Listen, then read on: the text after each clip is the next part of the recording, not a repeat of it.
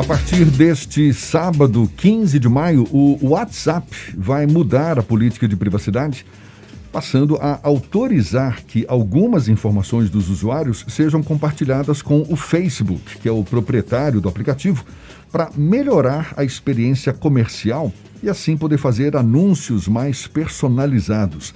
Essa mudança estava prevista para fevereiro, foi adiada por causa da repercussão negativa. É que surgem dúvidas sobre quais dados devem ser compartilhados de modo a não comprometer a segurança do usuário, segurança dos próprios dados. A gente aprofunda mais o assunto e conversa agora com o doutor em Direito e especialista em Ciência de Dados, Rafael Freire, nosso convidado aqui no Issa Bahia. Seja bem-vindo. Bom dia, Rafael. Bom dia, Gerson. Bom dia a todos, ouvintes. É um prazer estar com vocês. Bom dia, Fernando. Prazer todo nosso. Muito obrigado por aceitar o nosso convite, Rafael. Procede essa preocupação? Qual é o risco que existe na medida em que usuários do WhatsApp passem a compartilhar dados com o Facebook? É uma brecha para invasão de espiões, de roubo de dados? Como é que você avalia isso, Rafael? Na verdade, não existe muita novidade, porque é muito bom que chegou esse momento, porque está tendo muita discussão sobre isso, assim como ocorreu em outros países, mas todos os aplicativos de internet, não só esse, como todos os outros, já vêm fazendo isso há muito tempo, sem qualquer adequação ao nosso ordenamento jurídico. Então, não é a partir de agora que vai começar. E é extremamente prejudicial, porque nossos dados estão sendo coletados e trata-se de um direito individual fundamental, constitucional, que é a nossa privacidade. E os perigos em torno disso é justamente porque vai formando um perfil sobre nós não sabemos qual tipo de dado está sendo colhido, a quem está sendo transmitido e qual a verdadeira utilização desses dados. Então a gente não tem esse controle como manda a nossa legislação. Então aí está o perigo. E é nisso que está tendo tanto conflito com os nossos órgãos responsáveis.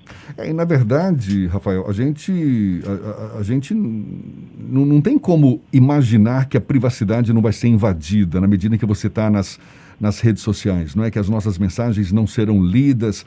Agora, qual o cuidado, então, num caso como esse, para que a gente se preserve um pouco mais? Perfeito essa pergunta, porque nós chegamos a um momento que é muito difícil a gente preservar nossa privacidade de uma forma ampla e restrita. É quase impossível.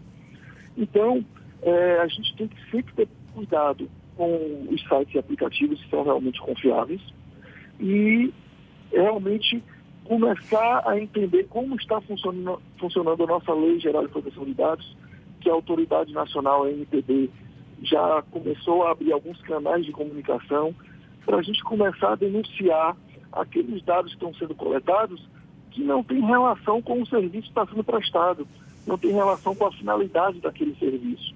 Como, por exemplo, agora, em relação ao WhatsApp, que estão falando em sinal do celular, em carga de bateria e muitos outros dados que eles dizem que não lê nossas mensagens, Realmente, não tem uma pessoa lendo, mas a inteligência artificial ela vai coletando ali as palavras-chave, coletando informações que julga importantes, e isso são dados pessoais. E ali vai formando aquele perfil e distribuindo entre os parceiros, formando comerciais que nos importunam no dia a dia, toda essa importunação digital que a gente sofre. Então, a gente precisa viver nesse mundo digital, a gente não tem como fugir dele. Entretanto, a gente tem que tomar alguns cuidados, Desde aquele simples CPF numa farmácia, que é desnecessário, aos serviços digitais aí na grande rede. Rafael, a gente tem uma demanda muito grande por informação e as Big Techs têm, de alguma forma, também sequestrado essas informações, muitas vezes sem a devida transparência sobre o uso. Você acredita que a LGPD, a Lei Geral de Proteção de Dados, de alguma forma coíbe esse tipo de compartilhamento de informações dos usuários com as Big Techs, ou a gente ainda precisa evoluir nesse sentido? Esse é o grande ponto, é o ponto-chave. A LGPD ela entrou em vigor parcialmente. as sanções, as punições dela ainda não estão em vigor. Então, nós estamos num período de adequação, podemos dizer assim. Então, qualquer pessoa física ou jurídica, desde as bigs, né, aos pequenos, que coletem dados pessoais, precisam se adequar a essa legislação. Então, a esperança é que ela se torne sim efetiva e que ela venha trazer um alento para essa situação, porque ela deixa bem claro alguns pontos específicos em relação à proteção de dados. O primeiro deles é o consentimento, que nós, titular do dado, nós precisamos consentir com aquela coleta. E nesse consentimento tem que ter uma política de privacidade, aí entra toda a polêmica com o WhatsApp, tem que ter uma política de privacidade muito transparente, dizer realmente quais os dados que serão coletados, como eles serão usados, quando serão descartados. Tem que permitir que a gente retire esse consentimento a qualquer momento. O WhatsApp dá um consentimento compulsório, ou consente ou não tem acesso ao aplicativo. Então, é totalmente de encontro aos regramentos da nossa Lei Geral de Proteção de Dados.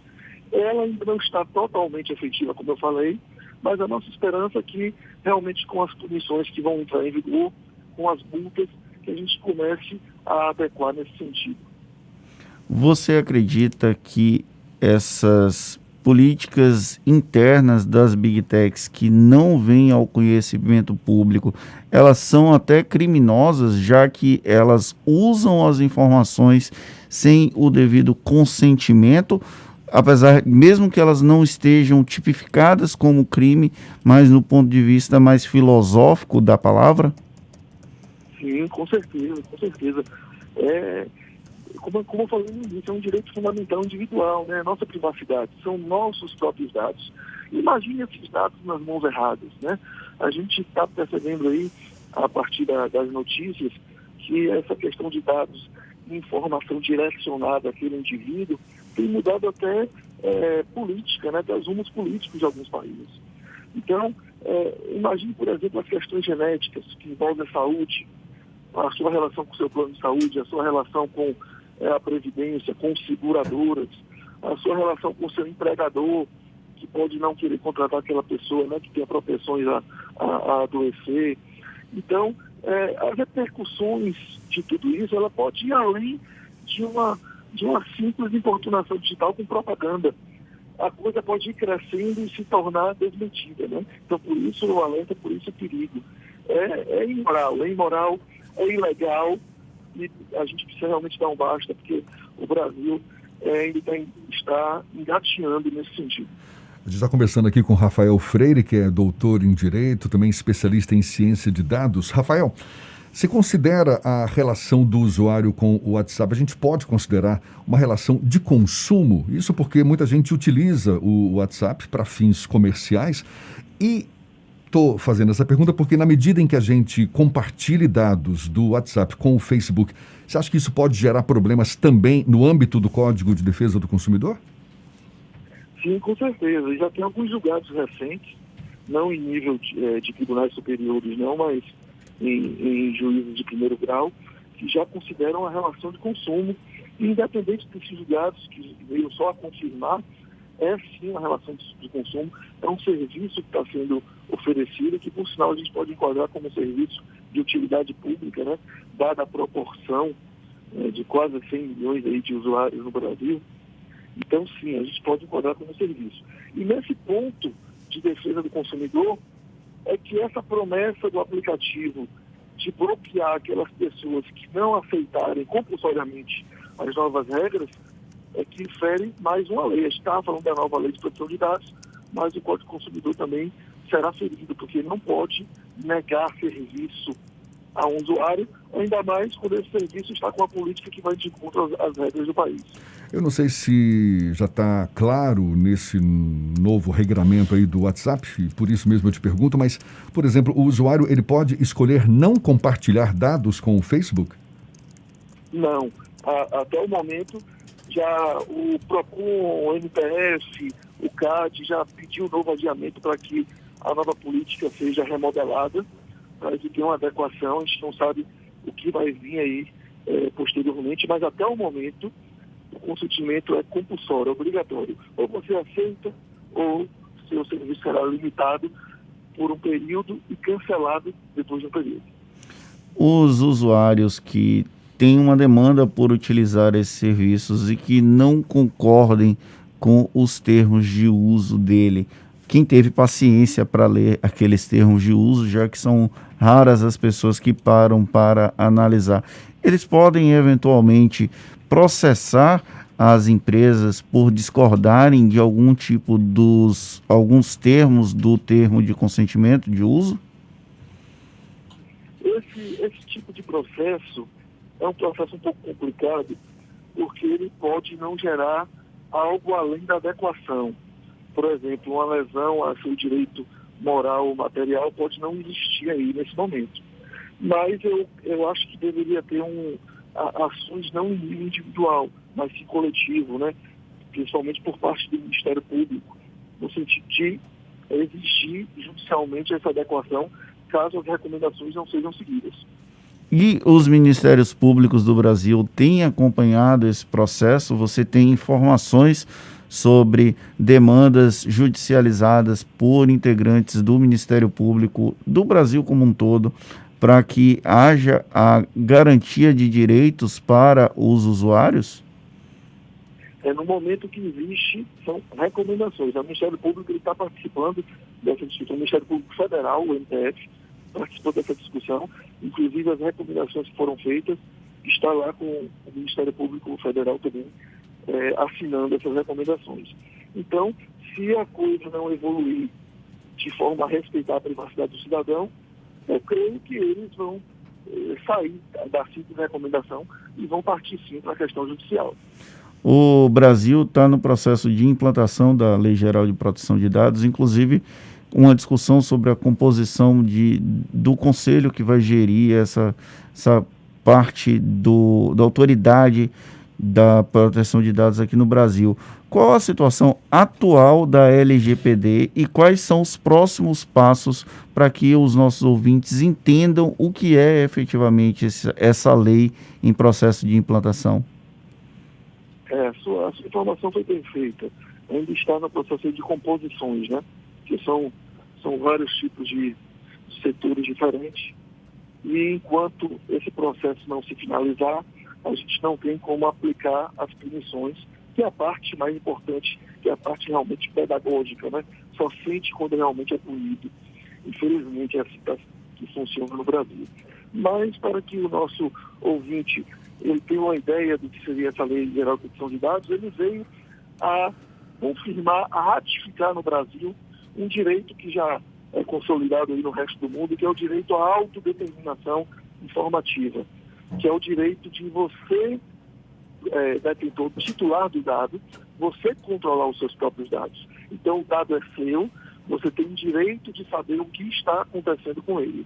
Quem vai coletá-lo, tem que informar exatamente a finalidade do uso, como será usado, todo ali o tratamento desse dado, até o seu descarte, até a exclusão desse dado. E ele jamais poderá ser utilizado em finalidade diferente daquela para a qual você consentiu.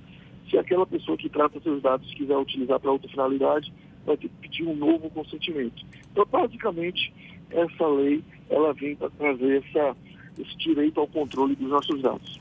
A gente já vem vivendo essa realidade, Rafael, há um certo tempo, não é? Eu falo essa realidade virtual, a gente inserido nessas redes sociais, mas se a gente avaliar a evolução do homem, isso ocorre relativamente há pouco tempo, não é verdade?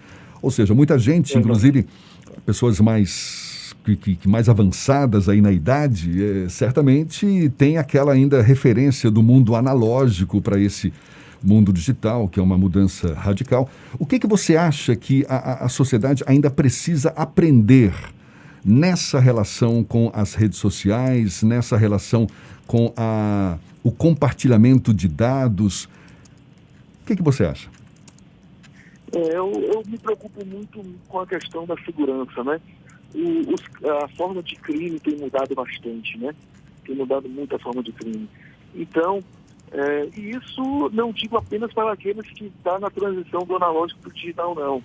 Inclusive pessoas muito bem informadas, eu vejo caindo em golpes relativamente simples, como o próprio golpe da clonagem do WhatsApp, né?